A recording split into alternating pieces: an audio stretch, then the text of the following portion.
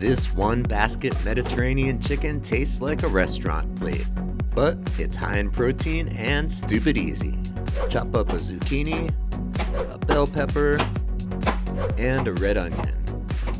Toss them in a big bowl. Add the zest of a lemon, the juice of half of it, and 3 cloves of grated garlic. Cut 1 pounded chicken into chunks and throw that in along with a can of drained and rinsed chickpeas.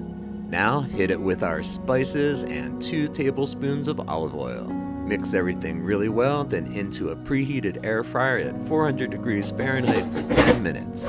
Now give it a good shake, add cherry tomatoes and Kalamata olives, a light spray of oil, and back in for 5 more minutes.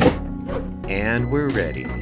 Finish with basil and feta, and look at that. One basket, big flavor, way better than takeout. Perfect the way it is, over 90-second rice, or throw it on a salad. If you want more easy air fryer wins, hit that like and subscribe button, and thanks for watching Mikey Conquers the Kitchen.